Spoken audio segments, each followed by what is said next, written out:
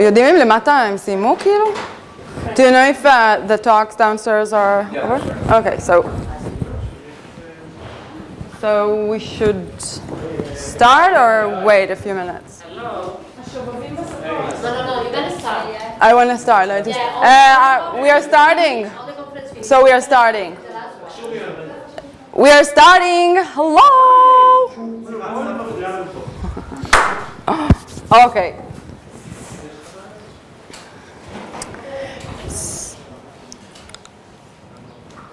Okay. No, I'm sorry. I just like I'm hearing all the conversation at the same time, so I have to.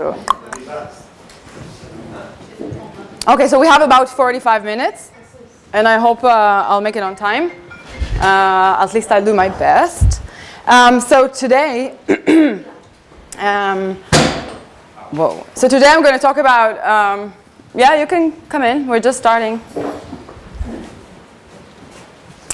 Today I'll talk about robots and humans, and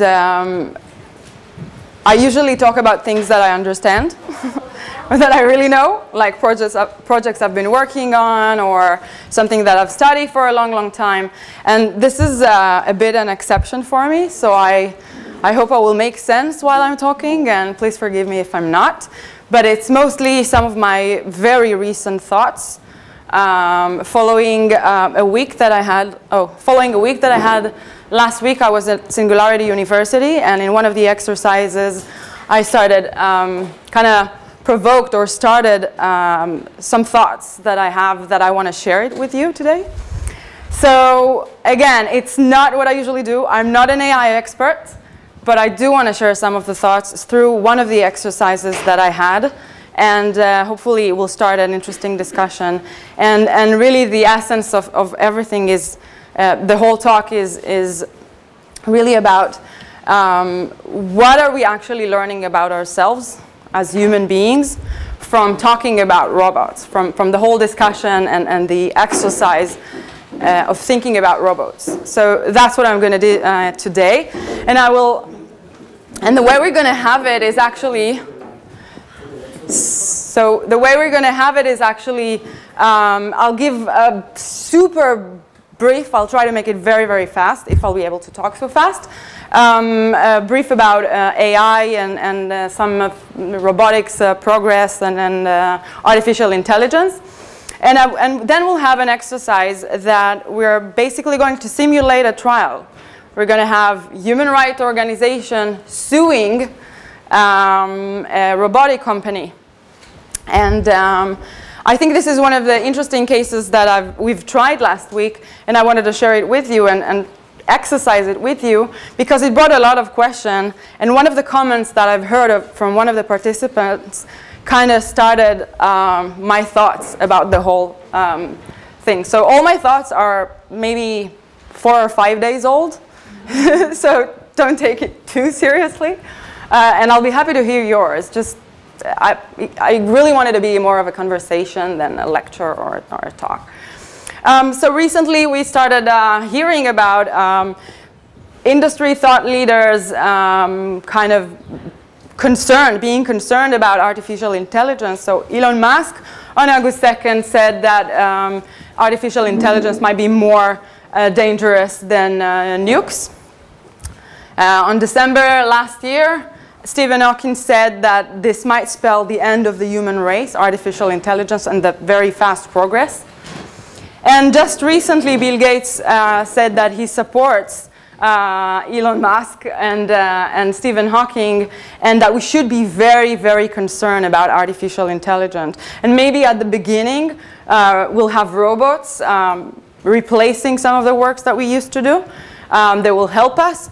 But as soon as they'll become more and more progress, they're actually going to become a very strong concern for us. So Limor asked me yesterday, do they know something we don't know? And I decided to use it. And it's an interesting question, and I kind of thought about it, and I would like to come back to this question later on after we'll have this brief introduction to AI. So really, when we say artificial intelligence, we say creating computer and computer software that basically capable of intelligent behavior. And if we're thinking of intelligent behavior, what is really important here is the ability to learn, which is something that is less common. We think of computers as machines that we program, and they are close to deterministic or some non-deterministic, but it's basically programmed. And here we are talking about something that we program to learn, to basically learn by itself. And we don't know what this learning is actually going to be. It can learn by seeing example, can deduce, can induce, can decide and make decisions and take action upon it. That's learning. And there are several tests. Turing is the famous one, but since then there are 2 other tests that basically used in the community, in the AI community, to decide whether a computer is human enough, or can it deceive experts or sometimes regular people. Can it deceive people and convince them that it's actually a human being and not a machine? And there are several tests out of this, interesting ones. And we'll see that some of them already, we can say that we have machines that already passed them or managed to deceive or beat a human being. So it turns out that the future is not as far as we think it is. We think that robots, it's probably something that is very far into the future. It's not going to take so long. But we already experiencing this future right here and now. And when we're talking about these learning abilities or human abilities that can be implemented using machines and software, there are multiple capabilities of the brain. Some of them are here. It's the natural language processing, and I'm going to give you some examples. Image recognition, all powered by machine learning algorithm, or can be powered by machine learning algorithm. And really the ability to learn, analyze system, get the feedback, and then make decisions. So in the natural language processing, we already have, everyone has probably, everyone with iPhone or Android or Windows Phone has a software that actually capable of understanding natural language. Siri is actually the least sophisticated software that can understand natural language. It is more of language recognition than understanding. So we have Siri, we have Google Now, you can talk to it, you can ask, it learns about you. We have Cortana for Windows Phone, which actually very personalized and gets smarter and smarter over time as she learns about the user more and more and can provide information. And actually I think that it's, and not because I'm from Microsoft, like I really don't. The way I think about Cortana is probably most sophisticated in terms of natural language understanding because it understands the context. So you can ask, hey, what's the weather in Spain? And she would say, or in Barcelona, and she would say, yeah, it's 26 degrees. And then you'll ask, and in Paris? And she'll understand that we're still in the context of describing, of talking about the weather. So she will answer that. So natural language understanding, it's not just taking speech and turning it into text, but actually maintain the conversation context and understand it. 1.5 or 2 years ago already, we had a breakthrough in speech recognition, and it was demonstrated the capability to simultaneously translate one's speech into, in this case it was Chinese, it was simultaneously, and it was using the same voice of the person or similar voice of the person itself. And this technology is actually going to be available for everyone with Skype soon. And we have image recognition, and in the image recognition, Google has done great and amazing progress, everything related to image recognition. They used basically image recognition software to generate the caption of each image. And they compare it with what people would say, what humans will say, and what the machine would say. And the results were very interesting. And it was a breakthrough. So how would you describe that photo? Pizza. Pizza? What else? Give me some more. White. White? Red wine. Red wine, pizza, tomato, cheese. Okay, how would the computer describe it? Two pizzas sitting on a stove, on top of a stove. Yeah, I have a typo here, but it's on top of a stove. I don't know, I kind of mixed the sentence, but two pizzas sitting on a stove. How would you describe this photo? Motorbike. Motorbike? Race? What else? You know, you sound like a search engine in its early day. Like we would just write words that we think are the keywords instead of natural language. What do I see here? It's not words. It probably it has to be a sentence, right? Men riding a bicycle. Men riding a bicycle. Thank you. Okay. So in a natural language, that's how the computer described it. A person riding a motorcycle on a dirt or a dirty road. So that's very sophisticated. This actually was smarter than most of the answer here. I'm sorry, but that's the fact. It was much smarter. And there are so many examples of photo where human description and machine description are compared. And we actually see sometimes that the focus is a little different.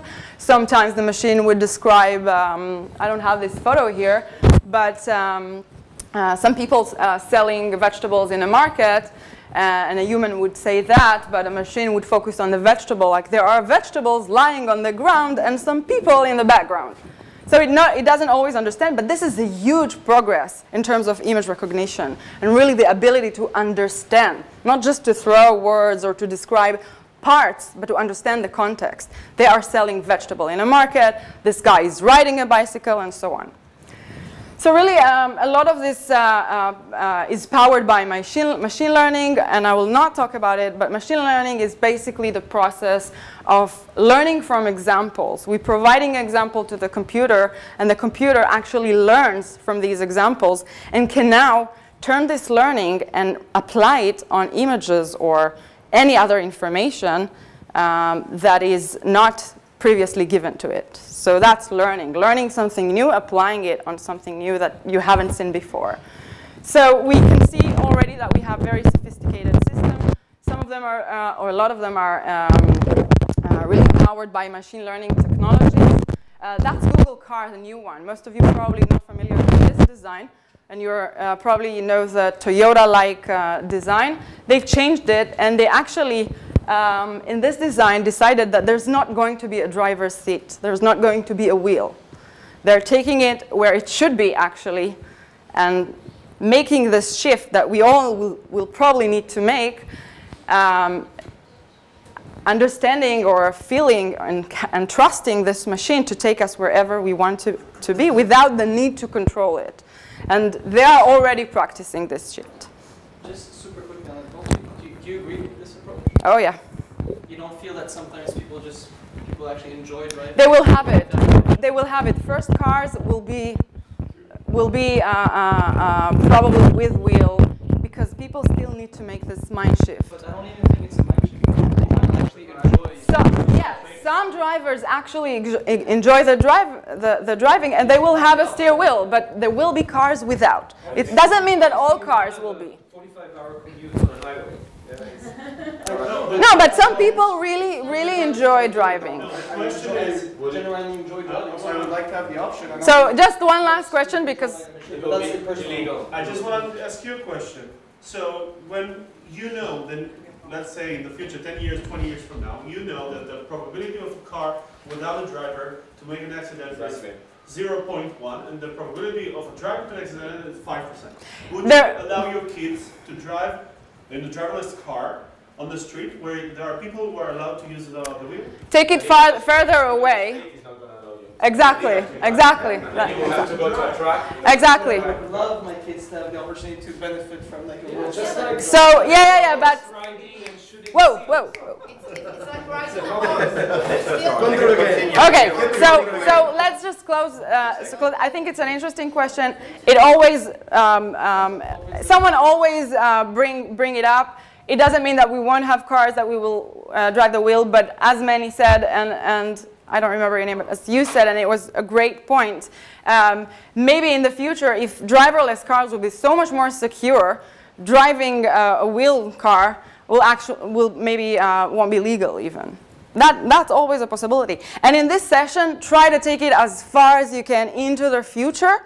40, 50, 60 years from now, it's probably going to happen at least in half the time. At least. That opens a big vulnerability also, facet. If someone takes over the system and you have completely. It's a completely different set of problems, and you are totally right. We already have machines replacing people in the working. This is a Lowe's store in the valley. There are no store assistants, just robots. So you can ask it, you can get its help, and it will help you. Some of the functionality is still operated by people, but some of it is completely automated. I forgot to add a photo, but we can also see how robots are completely replacing people in the manufacturing line, in the industry, in the manufacturing lines. We see how robots are not yet replacing doctors, but very much enhancing and assisting their work. You can see that they don't even looking at the patient. The robot is doing everything. And here they are operating it, but some of the capabilities of this robot can actually be completely autonomous without any control. But still, again, legislation barriers won't allow it yet. I think it will happen eventually. So you can see the same machine being able to actually perform stitches on a grape. See how delicate that is and how it looks like afterwards. So I think it's an amazing, and this is done automatically, not with human. It's moving much, much faster than what we think. And super intelligence is really the ability to take all this knowledge, using also super power, super computation, and bring all the smarts even to beat people. So I think it was 97 where Deep Blue computer actually beat Kasparov. He was the world champion in checkmate, and he beat it. And he's the expert. We already seeing some of software. This is one of the companies, leading companies in machine learning and algorithms, passing the Turing test with CAPTCHA. And just recently, I think it was recently, IBM supercomputer called Watson actually won Jeopardy when competing with two other persons, and he was leading by far. So the future is here. We can already see in the market, in the industry, consumer products. So we have Joby, which is the first emotional, we can call it, robot. I'll play it for just a little, if it will work or not. This is your house. Okay. This is your car. This is your toothbrush. These are your things. But these are the things that matter. And somewhere in between is this guy. Introducing Jibo. Jibo, not Joby. First family robot. Say hi, Jibo. Hi, Jibo. Jibo helps everyone out throughout their day. He's the world's best cameraman. By intelligently tracking the action around him, he can independently take video and photos, so that you can put down your camera and be a part of the scene. Jibo, take the picture. He's a hands-free helper. You can talk to him, and he'll talk to you back, so you don't have to skip a beat. Excuse me, Anne?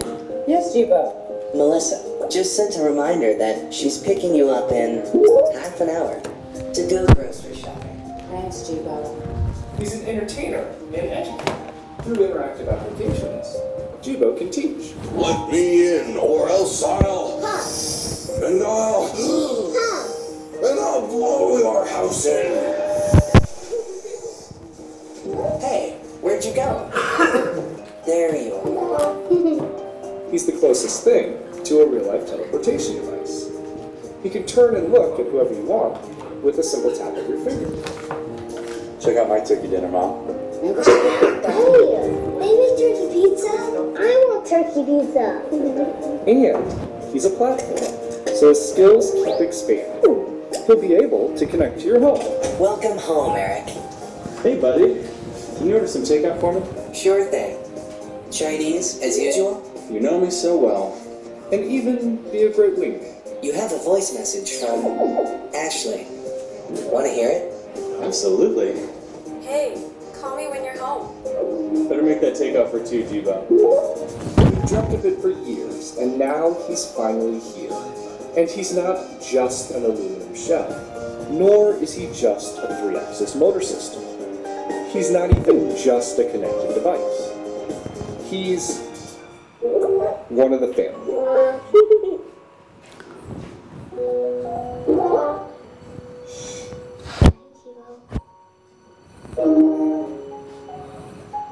Jibo, this little bot of mine.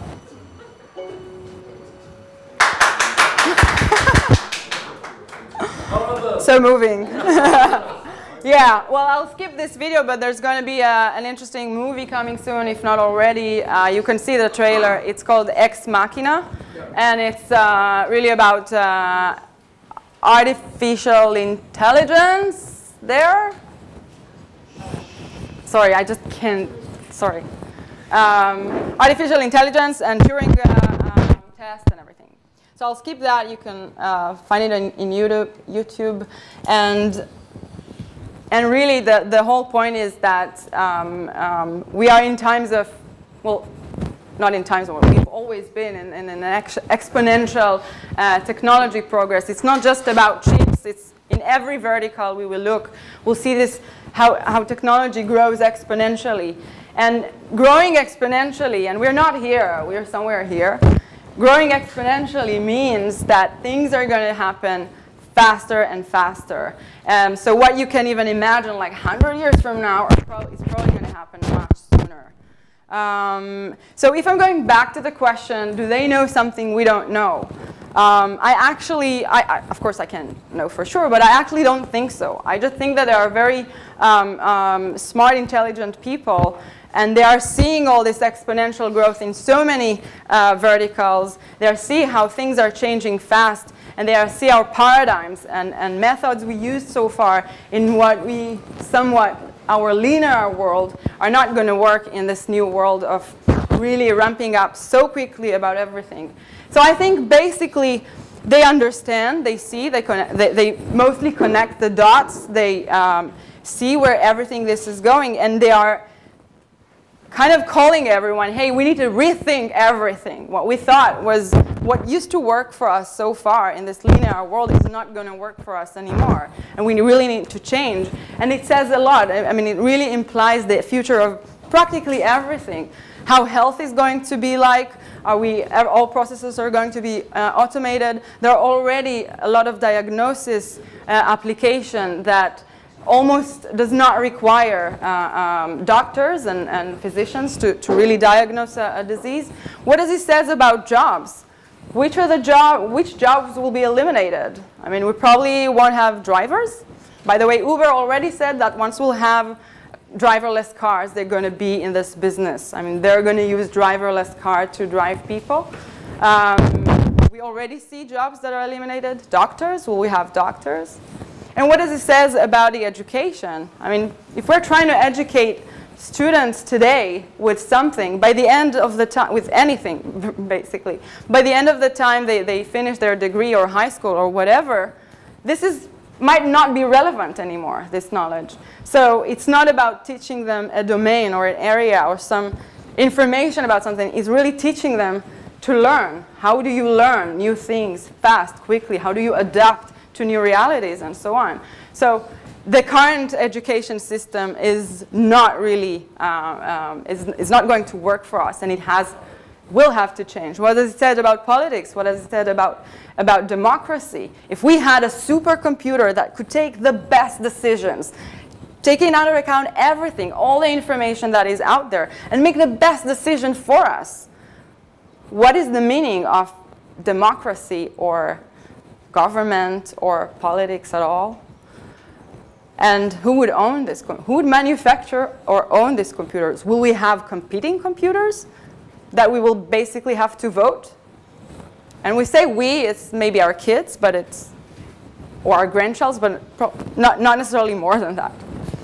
And it also means a lot about our ethics. And that's why I want to have this exercise. Because for me, so this is interesting, and it's super interesting discussion, but this, every subject here can take like a whole hour. And I kind of wanted to think about ethics, but not just ethics. What does it actually mean about us? The whole conversation here about where robots are going. What does it actually mean for us? And what can we as humans learn from it? So we're going to have like a super quick, we don't have time, but a super quick exercise. It's going to be a trial. I'm going to need you to split into two teams, just like you are to the left, Goldie to the right. Sorry, I don't know your name. So it's an exercise. We're going to have two groups. I'm going to present a case. Okay, this is a case. As I said, a robotic company is being sued. And I will describe the case, or I'll just leave it here in a second so you can read it. But let's say that you are the prosecution and you are the defense. Okay? In this case, you have 5 minutes. 5 minutes to prepare your case once I present it. And choose a litigator. Choose one representative from each team. And what we'll have is we're going to have the defense and the prosecution making their case, and we're going to vote. Okay? So that's what we're going to do. So, you ready? Are you ready? Yes. Okay, good.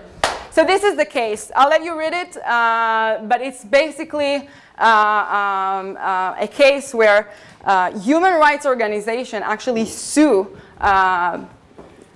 BioBot. This is a company of very intelligent robots. And really think of it, we are in the time where robots are living among us, with us, they are part of us. Remember Jibo? Can you think of what would happen if it was broken? It's losing a dog, or maybe, I wouldn't say a child, but maybe. So they are among us, they're living with us, they are part of the society, but they are used in so many different ways. You can read about it. And then this company is being sued, and I would like you to read everything and prepare your case. Once you read it, said, we're ready, and I'm going to start a 5-minute timer for you to prepare your cases.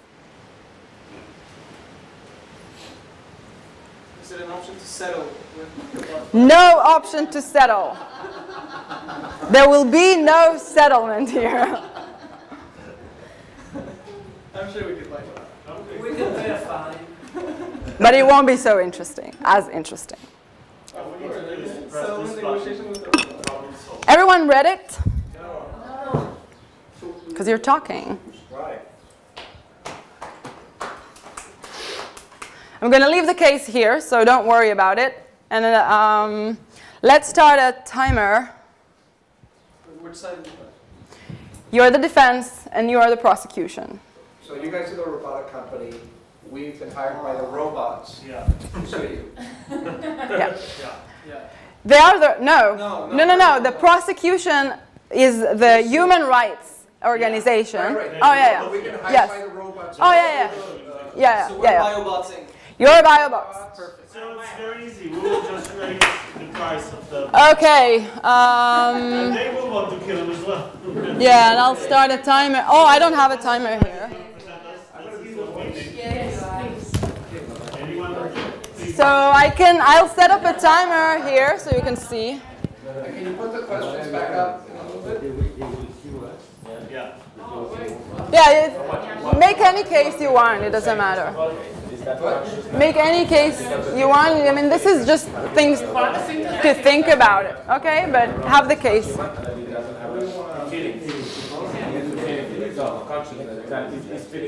is feeling something that is material and that is only electricity in my brain, or it's something that is a part. So it doesn't matter what we do. So that's your timer, by the way.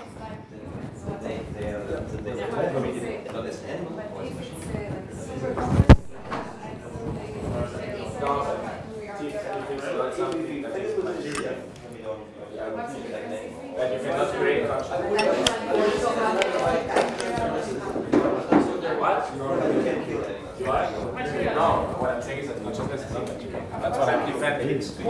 Of course, no, that's impossible to know. It's possible to know if it's material or not. What happens if it's possibly different tests? You wanted to spy the enemy?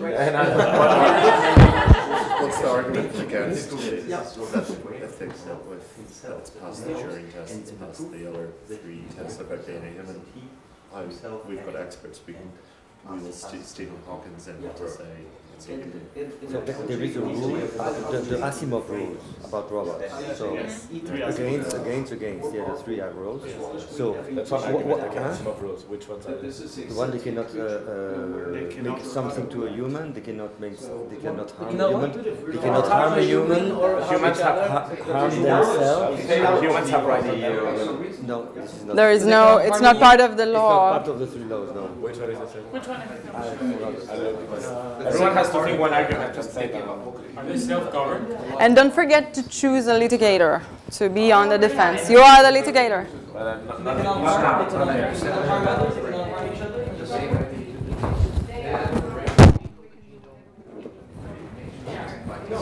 There is a point. But what is the difference between a father and a son? That it's all information. And that this idea of consciousness is that yes, una process that can get educated because it is the processing of information with different elements. So we first, Asimov rules is to do exactly and lead the people to emulate exactly what they must obey the human. ethical. This is the rule of the. And we are mental because we have the same mental capabilities. It doesn't, so it evolves, and this is our natural evolution. They cannot physically, at least, well, depending on how far their sex is. Their sex is abused by someone. Of course, they reproduce. No, but they reproduce themselves. So they can actually. No, in 20 years, from 20 years, if humans will not have anything, they will completely upgrade themselves. But who made it? You have 2 minutes. What about if they argue that robots don't have rights? The owners of the robots have rights. Perhaps this is the way they will attack us. What do you think about that? It's a question. It's a one-level control. Focus on the two. So the one is the Asimov rules, 2 is that the doctor creates.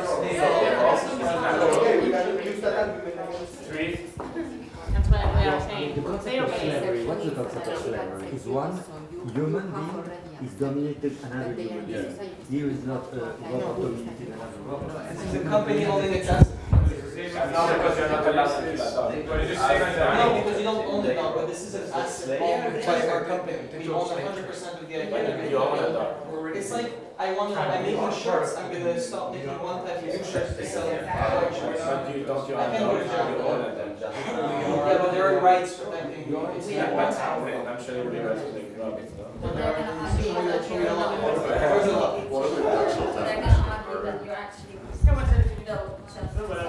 We're killing animals. Animals have conscience, right? Animals, but even so your law only protects. Plus, and then cherry on top of the cake, we say we're not killing anyone. Every single item from our robot will be recycled to make the new robot. So we're not wasting anything. It's not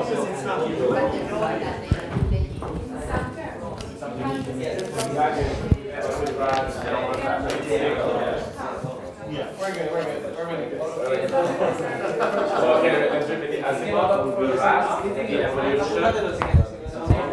You have 25 seconds. We need like 60 seconds. I don't think we need the seconds because we already won. We will vote at the end and see who wins. But we are 8 and 8. It will be 8 v8. No, we also have more people there. One is asleep. Okay, done, guys, done. Who is the defender? You are the defender. You are the. Who is the prosecutor? We're the prosecutors. Who is the litigator for the prosecution? I've been nominated. So, please approach. And yeah, Stephen. So we are starting. So how does it work? What's your name again? No. No. Yeah. So Stephen is with the prosecution, and Noam is with the defense, and each one of them is going to have exactly 3 minutes. Oh, so yeah, you can just move to like there, so we won't blind you. So prosecution starts. Then, yeah, well, maybe we don't need the chairs, okay. And prosecution starts, you have 3 minutes to make your case. Then, defense, you're gonna have 3 minutes to make your case. And normally you would have another minute, but we don't have the time. So this is your only chance to say something. And then I'm gonna do the rest of the talk. Just. Okay. Prosecution. 3 minutes. Why are we here today? We're scared. Objection, hearsay. Just took 10 seconds away from it. We're scared. We're fearful. They want to kill us. They want to get rid of us. We were built to be part of your community, of your homes. We have become part of your community, your homes. We are your lovers. We are your cooks. We are your lawyers. We take care of whatever is asked. When you need us, we're there. When you don't need us, we give you the space that you need.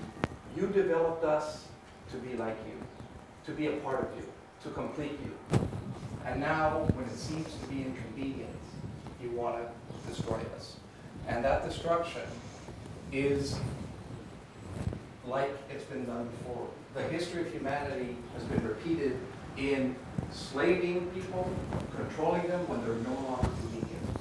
We are sentient beings. We are conscious beings. We might not be made of the same carbon materials, but we're made from different carbon materials. We are feelings. We are people. We are part of you. Thank you very much. No. Not in my court. Not in my court. You will respect each other. Since I still have a minute, I like it as a rebuttal when he talks. So if you will use 2 minutes, you will have another minute for it. So it's up to you. We're going to start a new timer for the defense. Norm, take it. Hello. Thank you for coming. Sorry. So, first of all, we have several arguments that will give us the right to proceed in our company. So, first of all, we are guided by international law that for everything, and that's how we go to judge and we do cases, like legal cases, and this is like the most important thing that everyone follows today. And in terms of robots, we have the 3 Asimov rules. And one of them is saying that humans have to take all rights above robots. The only thing that we don't have the right is to say a robot to harm a human, which is not the case right now. So legally, we have the right to do this. Second of all, it's your normal evolution. You have to understand it. Normal evolution for a human is to be born and to die. For robots, is to be born, not born but created, and then to evolve. And to evolve to their next generation, like phones, like computers. And this is your case right now. You're going to evolve. And the best thing is, we're not going to destroy you. We're going to use your parts to create the next robot. So it's just an evolution. It's like if you would say, it's a part of your normal evolution. Third of all, we have the property rights. It's written in our papers. We signed everything, and since the first day, you are property of us. We created you. It's the same as we have when you have a farm. It's a cow. It's human. It's not human. Sorry, it's alive. But you have the property of the cow, and you are allowed to kill a cow in order to save lives, to eat, to survive. And it's the same thing with you. You save lives. You are doctors. You are our drivers. You do everything for us, and the only thing we want is to make you better in order for our survival to be better. So we are doing something for you and for us. So we really believe that it's something that should be taken to an end and continue with your normal evolution. I think.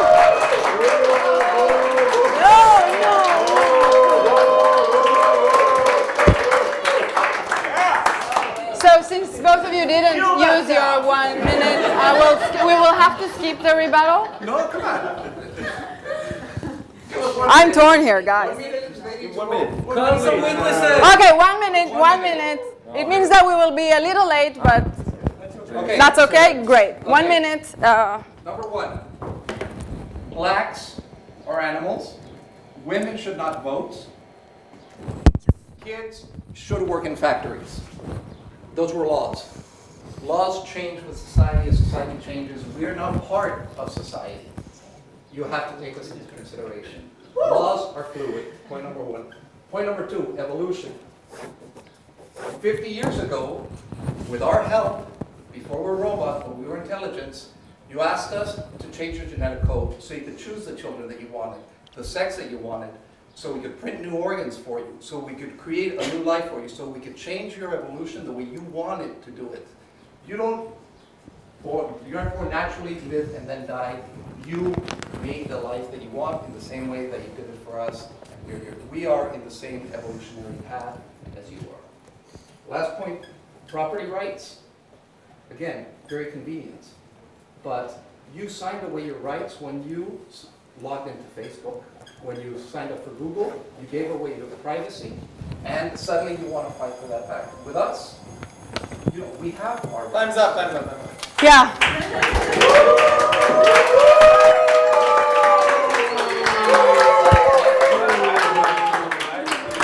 You're hopeless. So disappointing.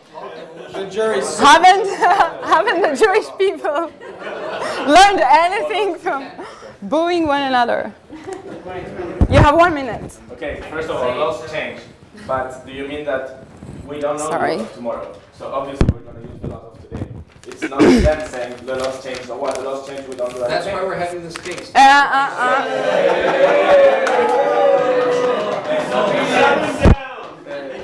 Pull the plug. Second of all, property right. What are you saying? We have the property right. It's the papers are signed. Don't speak about Facebook. It's Facebook. It's nothing to do. Facebook has the property rights and they can use it. Why do you think that we have spies on Facebook? We have like the state has our information because it's how it works. We sign and they use it. You didn't ask us to sign. What? You didn't ask us to sign. It's fine. We're not. Yeah, you signed. You don't remember, but you signed. We programmed you to forget that you signed. The third thing was. I don't know.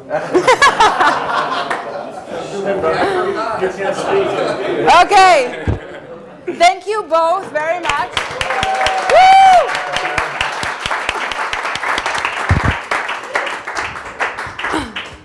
So you made super interesting arguments, and I think that if I've given you probably a few more minutes, you would come up with so much more angles to really address this issue, and I really think it's interesting because I really believe that this whole conversation is not about robots. It's actually about us as human beings.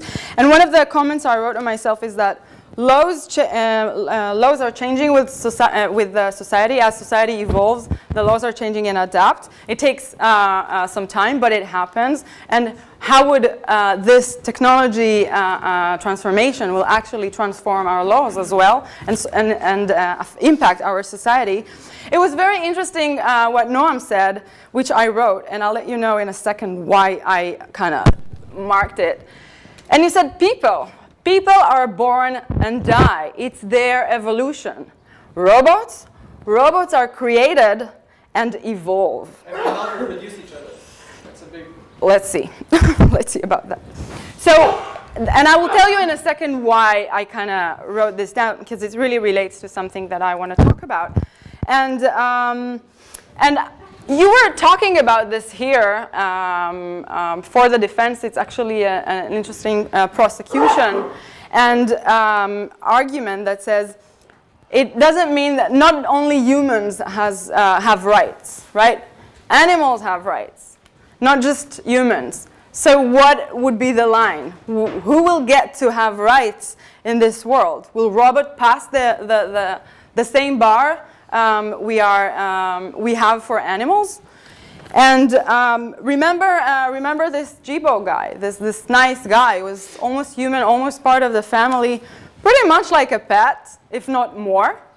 When was the last time? When was the last time your dog was teaching you something or reading your emails? So it's even more than that, and you emotionally involved. You're connected to it. So doesn't that all by itself requires rethinking about what is human, what is not, or who cares if it's human or not? Does it deserve a right? The rights. As an animal, as something that is not animal, not human, but something that has rights. So I think that's an interesting point and something to remember. And another thing, that what if Jibo's company would decide that they're going to collect all the robots and give you a different version, and you are already connected, and it's going to look maybe a little different. How do we deal with that type of emotional connection to some hardware? So I will get back to the people and robots, evolution and death. And I would say, and these are I'm going to make it really quick. It's mostly, I started this conversation saying, hey, I'm not an AI expert. Really not an AI expert.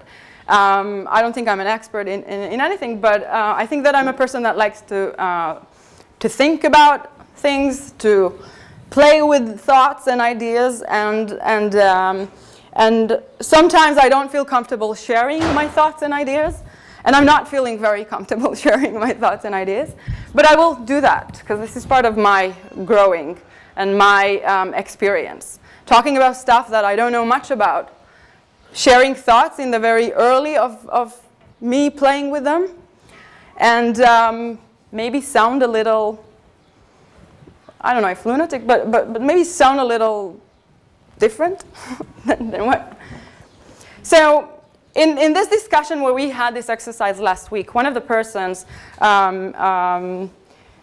raised this claim saying, but you don't really kill it. You're just changing the hardware. It will still have the same personality. It will still maybe some more power, but you're just changing the hardware. And I was saying, are we really talking about robots here? I mean, we're not even ready to talk with ourselves about life and mind and soul and consciousness being independent from our body, our hardware, and maybe software. We're not even having this. It's really hard for us to have this discussion. People that would come and say, hey, yeah, we believe in reincarnation and the existence of soul, might sound like disconnected from reality, which might be true, but it doesn't matter. It's an interesting concept that one should explore. But here we are, sitting in this group with 60 people. Last week it was 60 people. And we are actually talking about mind and consciousness and body, but we are projecting this actually on robots. We're having the whole conversation we should have about ourselves, our existence, our awareness, our consciousness, and we don't have it about ourselves. We're actually talking about robots. So that started a series of questions that I've started asking myself. And I don't have the answers, of course, but I think it's interesting to play with. And really, the not comfortable part that I said that I have about having this conversation is because I always felt, well, not always, but at least in the recent, 7 or so years, I thought of myself as a person that has two different sides. I have my scientific engineering, logical, everything is clear, everything makes sense, mathematical side. But I also have another part of me, which is more spiritual. Like I have spiritual guides that are mentoring me in my day-to-day life. I'm doing some processes of growing with myself, thinking about how do I improve as a person, and everyone has its own processes, but I do have mine. And really thinking about human interaction and what can we learn from it, and whether everything is planned in this world and everything is happening for us to kind of overcome a challenge and learn and grow as person. And for me, it was always these two different non-related sides, till suddenly with this question, for me, it kind of starting to converge, and they start to mean, to make sense. Not yet, I still don't get it, but it's somehow, they don't seem so far and so disconnected from one each other. And that started the whole thing. This one person's question about hardware and software, which I took as a projection of human mind, soul, consciousness, awareness, separated, independent from the body, the hardware. And then I started thinking, really, could it be that all this technology, all this evolution is actually our way to understand ourselves? It's a tool for us to use. It grows as we grow. When we are ready to move to the next phase, we have the new technology that will take us to the next phase. It's basically for us to understand ourselves, the part that we are within the universe, and we will never figure, probably, I don't know, but we'll most likely won't figure everything out. But we are always progressing and getting more and more with peace with ourselves, with a better understanding of the universe, of us. How do we work? What drives us? What do we feel? And this question is what kind of I started, thinking, and I started to look for other examples that really relates to my other more spiritual, I would say, side. I don't know how to call it really. And really, started to play with the concept of mind and soul and hardware and software. And already today we can see that. Already today we can see that we are practicing the ability to have our mind or our awareness in one place, where our physical body is in another place. And we'll already have this beam robots where you can actually attend a conference in San Francisco while sitting at home, be there, be aware, give a talk or hear a talk. Your mind, your conscious, everything is there. Your body is at your, in your couch. Wait. One.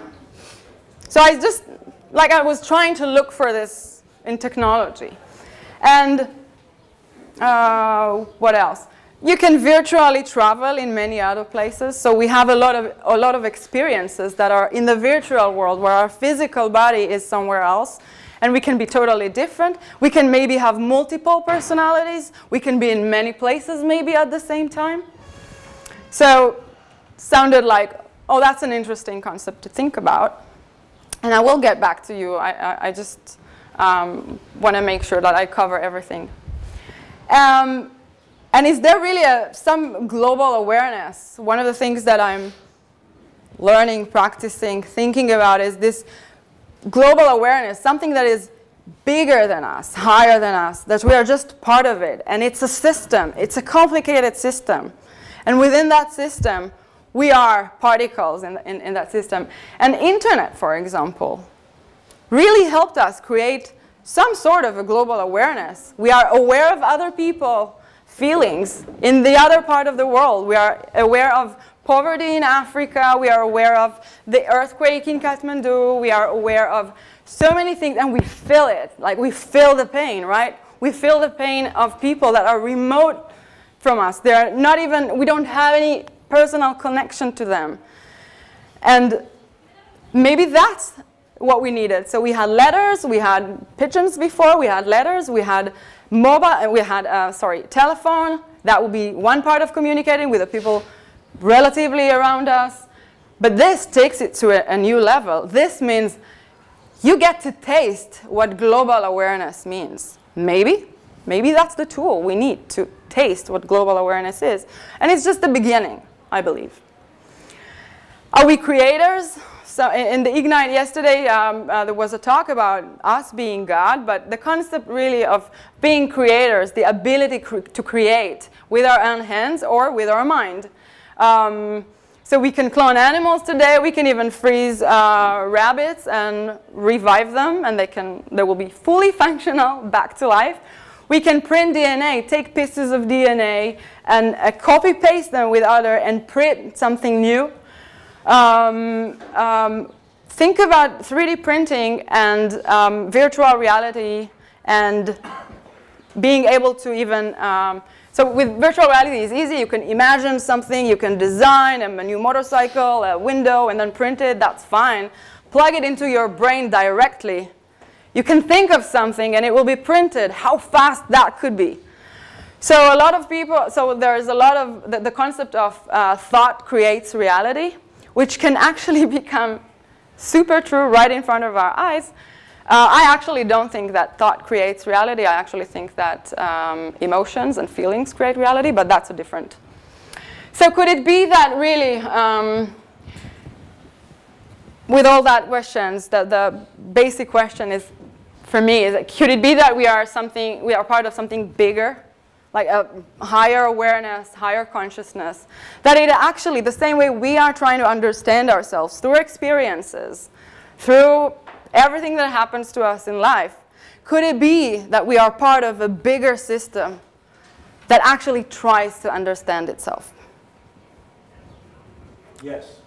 Thank you.